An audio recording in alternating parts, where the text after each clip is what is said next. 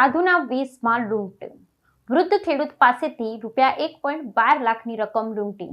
હળવદમાં સાધુના વેશમાં લૂંટ. વૃદ્ધ ખેડૂત પાસેથી ₹1.12 લાખની રકમ લૂંટી. મોરબી જિલ્લાના હળવદ તાલુકામાં ચોંકાવનારી લૂંટની ઘટના સામે આવી છે. સાધુના વેશમાં આવેલા બે શખ્સોએ તલ વેચી ઘરે પરત ફરતા વૃદ્ધ ખેડૂત પાસેથી ₹1.12 લાખની રકમ લૂંટી લીધી.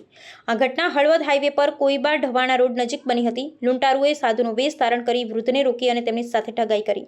લૂંટારુએ વૃદ્ધને ખેડૂતને રોકી ધર્મ અને દાનના નામે વાતચીત શરૂ કરી. તેમણે વૃદ્ધને વિશ્વાસમાં લઈ તેમની પાસે રહેલી રોકડ રકમ હથિયાવી લીધી. આ ઘટનાથી સ્થાનિક લોકોમાં ભયનો માહોલ સર્જાયો છે.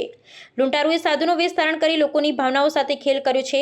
પોલીસે ઘટના સ્થળે પહોંચી તપાસ શરૂ કરી છે. આ અંગે એફઆઈઆર નોંધવામાં આવી છે ને સીસીટીવી ફૂટેજને આધારે આરોપીઓની ઓળખ કરવાની કોશિશ કરવામાં આવી રહી છે. પોલીસે સ્થાનિક લોકોને સાવધાન રહેવા અને અજાણ્યા વ્યક્તિઓ સાથે સાવચેતી રાખવા અનુરોધ કર્યો છે.